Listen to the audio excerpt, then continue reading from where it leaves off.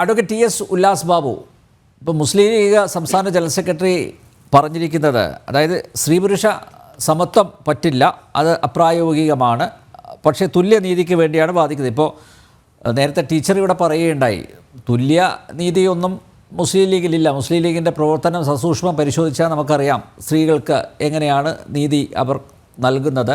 ഞാൻ നേരത്തെ ചോദിച്ചു, ഒരു മുസ്ലിം ലീഗിൻ്റെ സമ്മേളനം നടക്കുന്ന വേദിയിൽ പോലും സ്ത്രീകളെ ഇരുത്താത്തവരാണ് തുല്യനീതിയെക്കുറിച്ച് പറയുന്നത്. നോക്കൂ, കൃത്യമായിട്ട് നേരത്തെ CVM വാണിമേൽ പറഞ്ഞ പോലെ ലോകം ഇസ്ലാമിലേക്ക് വരികയാണ് എന്നാണ് അദ്ദേഹം പറഞ്ഞത്. അതുകൊണ്ടായിരിക്കും ഒരുപക്ഷെ ലീഗ് ഇപ്പോൾ അവർ തന്നെ പറയുന്നു മതേതര പാർട്ടിയാണ് എന്ന് പറയുന്നുണ്ട്, മതനിരപേക്ഷ പാർട്ടിയാണ് എന്ന് പറയുന്നുണ്ട്. പക്ഷേ മതാന്ധത ബാധിച്ച ഒരു പാർട്ടിയുടെ നേതാവിൻ്റെ ജൽപ്പനങ്ങളല്ലേ ഇന്ന് നാം കണ്ടത്? ബഹുമാനപ്പെട്ട അനിൽജി, കുറച്ച് നേരം കൂടിയും ഇവരുടെ രണ്ടുപേരും കൂടിയുള്ള ടീച്ചറും അദ്ദേഹവും തമ്മിലുള്ള ചർച്ച തുടർന്നിരുന്നെങ്കിൽ എത്രത്തോളം മുസ്ലിം ലീഗ് എന്ന് പറയുന്ന പാർട്ടി പുറമേക്ക് അഭിനയിച്ചിരുന്നു കാലം ഇത്രയായിട്ടും എന്നുള്ളത് നമുക്ക് ഒന്നുകൂടി വ്യക്തമാക്കാമായിരുന്നു. നമുക്ക് ഇതിനെ 3 വിഷയങ്ങളായിട്ട് കാണാം. എന്താണുള്ളത്? ഇതിനകത്ത് രാഷ്ട്രീയമുണ്ട്, ഇതിനകത്ത് വർഗീയവാദമുണ്ട്, ഇതിനകത്ത് കൃത്യമായിട്ടുള്ളൊരു സാമൂഹ്യ വിരുദ്ധതയുണ്ട്. ഈ 3 പാറ്റേണിൽ ഈ വിഷയത്തെ ചർച്ച ചെയ്യണം. എന്താണ് ഇതിനകത്ത് രാഷ്ട്രീയം? ഇതിനകത്ത് രാഷ്ട്രീയം എന്ന് പറയപ്പെടുന്നത് മുസ്ലിം ലീഗ് എന്ന് പറയപ്പെടുന്ന രാഷ്ട്രീയ പാർട്ടി സമസ്തയുമായിട്ട് കൂടുതൽ അടുക്കാനുള്ള ശ്രമം നടത്തിക്കൊണ്ടിരിക്കുന്നു. ആ സമസ്തയുമായി കൂടുതൽ അടുക്കാനുള്ള ശ്രമം നടക്കുന്ന ഒരു ഭാഗമായിട്ട് അതിൻ്റെ ഭാഗമായിട്ടുള്ള സമസ്തയുടെ നേതാവ് കാന്തപുരം കൃത്യമായിട്ട് പറഞ്ഞത് എന്താ പറഞ്ഞത്? അദ്ദേഹം പറഞ്ഞു, ആണും പെണ്ണും കൂടി ഒരുമിച്ച് വ്യായാമം നടത്താൻ പാടില്ല, ഇട ചേർന്ന് നിൽക്കാൻ പാടില്ല, അങ്ങോട്ട് നോക്കാൻ പാടില്ല, ഇങ്ങോട്ട് നോക്കാൻ പാടില്ല. അപ്പോൾ അതേ ചിന്താഗതി തന്നെയാണ് സർ ഞങ്ങൾക്കും എന്ന് വരുത്തി തീർക്കണം. അതിലൂടെ വോട്ട് ബാങ്ക് രാഷ്ട്രീയത്തിൽ ഒന്നുകൂടി കൃത്യമായി വരുത്തണം. അദ്ദേഹം ഇസ്ലാം രാജ്യമായി വന്നുകൊണ്ടിരിക്കുകയാണ് എന്നുള്ളതും അടക്കുന്ന ഇത് ഇസ്ലാം മതം പറയുന്നതാണ് എന്നൊക്കെ പറയുമ്പോൾ ഞങ്ങൾ ഇത്രയും പറഞ്ഞിരുന്നുള്ളൂ. ശ്രീ അനിൽ നമ്പ്യാർജി, രാഷ്ട്രീയത്തിൽ മുസ്ലിം ലീഗ് എന്ന് പറയപ്പെടുന്നത് ഒരു മത പാർട്ടിയാണ്, ഒരു മതത്തിന് വേണ്ടി നിലനിൽക്കുന്ന പാർട്ടിയാണ്. ആ മതത്തിൻ്റെ നിയമവും മതത്തിൻ്റെ ശൈലിയും മാത്രം ചിന്തിച്ചു പോകുന്നൊരു പാർട്ടിയാണ്. മതേതരത്വം എന്ന വാക്കിൻ്റെ അർത്ഥം പോലും അറിയാത്ത വ്യക്തികളും എന്നാൽ ആ വാക്ക് നാഴികക്ക് 40 വട്ടം ഉപയോഗിച്ച് ഈ സമൂഹത്തെ ചതിക്കുകയും വഞ്ചിക്കുകയും ചെയ്യുന്ന ഒരു രാഷ്ട്രീയ സംവിധാനമാണ്. ഇത് കാലാകാലമായി BJP പറഞ്ഞിരുന്ന ഒരു കാര്യമാണ്. ഒപ്പം തന്നെ നിങ്ങളൊരു കാര്യം, കേരളത്തിൽ നടന്ന 1-2 കാര്യങ്ങളൊന്ന് സൂചിപ്പിച്ചോട്ടെ. ഈ അനിൽ നമ്പ്യാർജിക്ക് അറിയാം കൃത്യമായിട്ട്, നമ്മുടെ ജനൻ TV അടക്കം ആ വിഷയത്തിൽ വലിയ ചർച്ച ഉണ്ടായതാണ്. ഒരു പിഞ്ചു മകള് ഒരു വിദ്യാഭ്യാസത്തിൽ നല്ലൊരു മാർക്ക് മേടിച്ച് ഈ കേരളത്തിനകത്ത് ഒരു വേദിയിൽ ആദരിക്കപ്പെടുന്നൊരു നിമിഷത്തിൽ ആ കുട്ടി സ്റ്റേജിലേക്ക് കയറി വന്ന സമയത്ത് ഈ കേരളം കണ്ടില്ലേ ക്രൂരത? പെൺകുട്ടിയായി ജനിച്ചതിൻ്റെ പേരിൽ അതിന് മാറ്റിവിട്ടില്ലേ? എന്തടിസ്ഥാനത്തിൽ, എന്ത് ന്യായീകരണമാണ് മുസ്ലിം ലീഗിന് പറയാനുള്ളത്? ഈ മുസ്ലിം ലീഗിൻ്റെ രാഷ്ട്രീയമായിട്ടുള്ള വിമർശനങ്ങളാണ് ഞാൻ പറഞ്ഞുകൊണ്ടിരിക്കുന്നവരുടെ. ഈ മുസ്ലിം ലീഗിൻ്റെ PMA സലാം പറഞ്ഞ ഈ കാര്യത്തിന് സോണിയാഗാന്ധിയും കേരളത്തിലെ MP ആയിട്ടുള്ള സോണിയാഗാന്ധിയുടെ മകൾ പ്രിയങ്ക ഗാന്ധിയും ഒന്ന് മറുപടി പറയണമല്ലോ. കോൺഗ്രസിൻ്റെ നിലപാട്, അവരോട് ചേർന്ന് നിൽക്കുന്ന മുസ്ലിം ലീഗ് മതേതരത്വം എന്ന് പാർട്ടിപ്പം പറഞ്ഞു നിൽക്കുന്ന ആ പാർട്ടിയുടെ ഈ നിലപാട് കോൺഗ്രസിന് നട്ടലുണ്ടെങ്കിൽ അവർ അംഗീകരിക്കട്ടെ എന്ന് ഈ നിലപാടിന് അവർ മറുപടി പറയും. ഇവരെ അംഗീകരിച്ചാണെങ്കിൽ തള്ളി പറയാനുള്ള നട്ടല് കാണിക്കും. പ്രിയങ്ക ഗാന്ധി ഈ നിലപാടിനോട് എന്താ പറയാൻ പോകുന്നത്? അപ്പോൾ ഇവരുടെ ആവശ്യം എന്താണ്? ഇവർ പറയുന്ന വിഷയം എന്താണ്? ഇവർ യാതൊരുവിധ തരത്തിലും സാമൂഹിക നീതി എന്ന് പറയപ്പെടുന്ന സ്ത്രീകൾക്ക് കൊടുക്കാൻ താല്പര്യപ്പെടുന്നില്ല.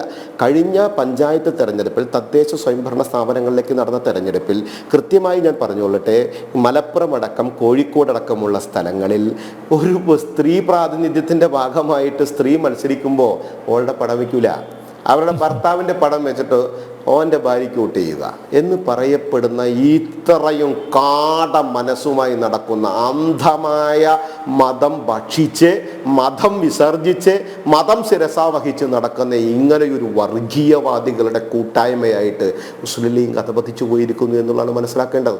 അവർക്കൊരു കാരണവശാലും നരേന്ദ്രമോദി സർക്കാർ കൊണ്ടുവന്ന സ്ത്രീ ശാക്തീകരണത്തിൻ്റെ ഭാഗമായി കൊണ്ടുവന്ന സ്ത്രീ ബില്ലിനെ അവർക്ക് അംഗീകരിക്കാൻ പറ്റില്ല. അവർക്കൊരു കാരണവശാലും നിർത്തലാക്കാൻ സാധിക്കില്ല. നിങ്ങൾക്കറിയാലോ, 1984 സുപ്രീം കോടതിയുടെ മുമ്പിൽ വന്ന കേസിനെ കുറിച്ച് ബഹുമാനിയായിട്ട് ടീച്ചർ ആ വിഷയം കൃത്യമായി പറഞ്ഞു. ഞാൻ ചോദിച്ചോട്ടെ, അന്നൊരു കോഴിക്കോട് ഒരു സമ്മേളനത്തിൽ ഒരു ജാഥ നടത്തിയത് എനിക്ക് ഇന്നും എൻ്റെ പൂർവികന്മാർ പറഞ്ഞു തന്ന കാര്യങ്ങൾ, എൻ്റെ മുൻപത്തെ സീനിയേഴ്സ് പറഞ്ഞു തന്ന എനിക്ക് ഓർമ്മയുണ്ട്. എന്താണെന്നറിയാം, അന്ന് ഇവർ വിളിച്ച മുദ്രാവാക്യമാണ് എന്ത്?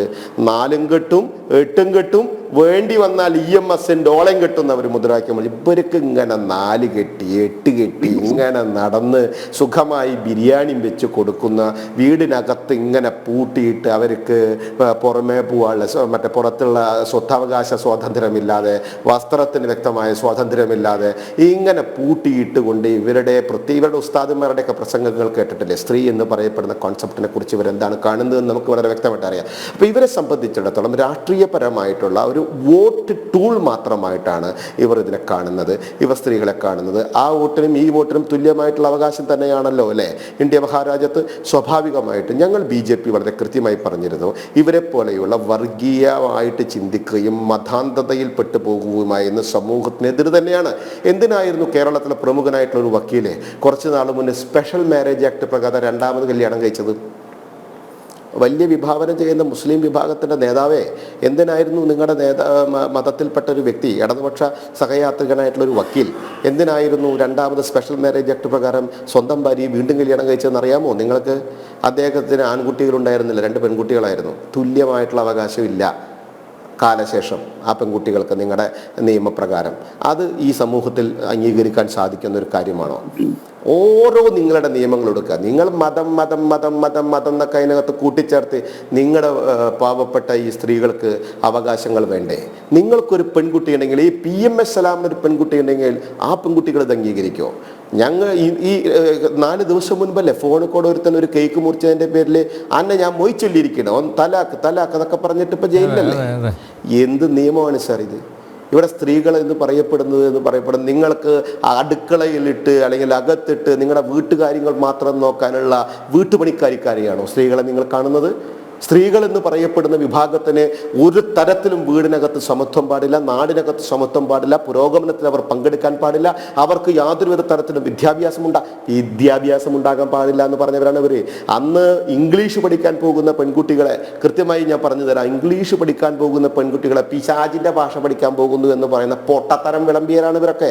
നിങ്ങൾ ആരെങ്കിലും മനസ്സിലാക്കണം. അപ്പം ഞാൻ നേരത്തെ പറഞ്ഞില്ലേ, മതത്തിന്റെ അന്ധതയിൽ കുറെ ഉസ്താദുമാർ ഉണ്ടാക്കി തീർക്കണം. നേരത്തെ ഒരു ഉസ്താദ് പറഞ്ഞു കേട്ടില്ല നിങ്ങൾ? മുകളിലേക്ക് പോയ തേൻ ഇങ്ങനെ ഒഴുകുന്ന പറഞ്ഞ തേൻമഴ ഒഴുകുന്നു, ഒരു അരുവിയിൽ തേൻ, ഒരു അരുവിയിൽ പാൽ.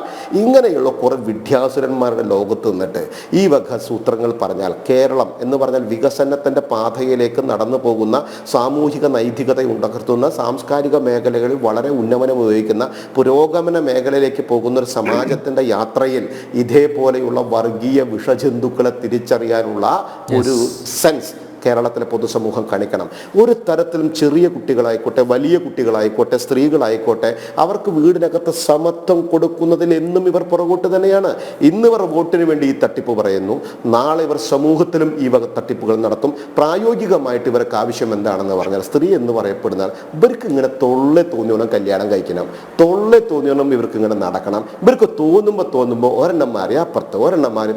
അങ്ങനെ നിങ്ങൾക്കൊരു ഇൻസ്ട്രുമെൻ്റ് ആക്കാനുള്ള ആളല്ല സാർ ഇന്ത്യ മഹാരാജ്യത്തെ സ്ത്രീകൾ എന്ന് പറയപ്പെടുന്നത്. ഇത് ഭരിക്കുന്നത് ഭാരതീയ ജനതാ പാർട്ടിയുടെ സർക്കാരും നരേന്ദ്രമോദിയും സ്ത്രീ ശാക്തീകരണം വാക്കുകളിലല്ല പ്രവർത്തികളാണ് എന്ന് കൃത്യമായി ബോധ്യപ്പെടുത്തുന്ന ഒരു സർക്കാരാണ്. നിങ്ങളുടെ അഭ്യാസമൊക്കെ കയ്യിൽ വെച്ചിരുന്നാൽ മതി. PMS സലാം അത് വീട്ടിൽ പോയി പറഞ്ഞോട്ടെ. ഈ നാട്ടിലെ സ്ത്രീകൾക്ക് നേരെ PMS സലാം അത് പറഞ്ഞാൽ കൃത്യമായി അതിനെ പ്രതിരോധിക്കും. സൗദി പോലുള്ള മുസ്ലിം രാജ്യങ്ങൾ പോലും മാറ്റത്തിന്റെ പാതയിലേക്ക് പോകുമ്പോൾ ഈ മുസ്ലിം ലീഗിന് ഇപ്പോഴും അത് ചിന്തിക്കാൻ പറ്റിയില്ല എന്ന് പറഞ്ഞാൽ എത്രത്തോളം ഉണ്ട് അവരുടെ മനസ്സിനകത്ത് അന്ധമായിട്ടുള്ള വർഗീയതയും ജാതി ചിന്തയും മതചിന്തയും എന്നുള്ളതാണ് നമ്മൾ ചർച്ച ചെയ്യപ്പെടേണ്ടത്. ഇത് ചെറിയ വിഷയമൊന്നുമല്ല, 10 മിനിറ്റോ 15 മിനിറ്റോ ചർച്ച ചെയ്യേണ്ട വിഷയമല്ല. ഈ പറഞ്ഞ മുസ്ലിം ലീഗിന്റെ ഇവിടുത്തെ പ്രതിനിധി തന്നെ ജാതി മതം മതം മതം മതം മതം പഠിപ്പിക്കുന്നു. എത്ര തവണയാണ് പറയുന്നത്? ഉള്ളിൻ്റെ ഉള്ളിൽ നിന്ന് അങ്ങോട്ട് വരികയാണ്, ഇങ്ങനെ തേട്ടി വരിക. അത് തന്നെയാണ് കാലങ്ങളായിട്ട് ഞങ്ങൾ ഇവിടെ വിളിച്ചു പറഞ്ഞുകൊണ്ടിരിക്കുന്നത്. ഇവരുടെ പുറമെ കാണിക്കുന്ന വാക്കുകളുമായിട്ട് സംസ്ഥാന അധ്യക്ഷൻ ഇന്ന് പറഞ്ഞിട്ടുണ്ട്, PMS സലാം പറഞ്ഞത് ഞങ്ങൾക്ക് അംഗീകരിക്കാൻ പറ്റില്ല എന്ന് പറഞ്ഞിട്ടുണ്ട്. യുവാക്കൾക്ക് അറിയാം എന്താണ് സത്യം, എന്താണ് യാഥാർത്ഥ്യം എന്നുള്ളത്. MSF മാത്രമല്ലല്ലോ, കോൺഗ്രസ് മറുപടി പറയണ്ടേ, VD സതീശൻ മറുപടി പറയണ്ടേ, പ്രിയങ്ക ഗാന്ധി മറുപടി പറയണ്ടേ, സോണിയാഗാന്ധി അഭിപ്രായം പറയണ്ടേ? അവർക്ക് ചങ്കൂറ്റമുണ്ടെങ്കിൽ അവർ തള്ളി പറയട്ടെ. സ്ത്രീ സമൂഹം അവർ വരില്ലെന്ന് വി.ഡി. സതീശൻ ഇതിന് മറുപടി പറയും. വഴിയെ പോണ കാക്കയ്ക്കും പൂച്ചയ്ക്കും 2 കൊര കൂടിയെന്ന് മറുപടി പറയും. അതിനും പോലും മറുപടി പറയുന്ന വി.ഡി. സതീശൻ ഈ വിഷയത്തിൽ എന്ത് മറുപടി പറയും? ഈ വിഷയത്തിൽ എന്ത് മറുപടി പറയും? വയനാട്ടിൽ MP ആയി ജയിച്ചു പോയ കേരളത്തിന്റെ MP പ്രിയങ്ക ഗാന്ധി നാട്ടിലുണ്ടെങ്കിൽ കേരളത്തിന്റെ മണ്ണിൽ പാവപ്പെട്ട പെൺകുട്ടികളുടെ മുമ്പിൽ പറയട്ടെ, PMA സലാം പറഞ്ഞ പോലെ സ്ത്രീകൾ അടുക്കളയിൽ ഇരുന്നാൽ മതി, സ്ത്രീകൾക്ക് സമത്വം വേണ്ട എന്ന് പറയട്ടെ ഇവർ. അപ്പൊ ഇവർക്കൊക്കെ കൃത്യമായിട്ട് അജണ്ടയുണ്ടായിരുന്നു. ആ അജണ്ട അവരുടെ നാവിൽ നിന്ന് പുറത്തു വന്നു എന്ന് പറഞ്ഞാൽ കാലം കാത്തുവെച്ച കാവ്യനിധി എന്നാണ് അതിന് കൃത്യമായി നമ്മൾ പറയേണ്ടത്.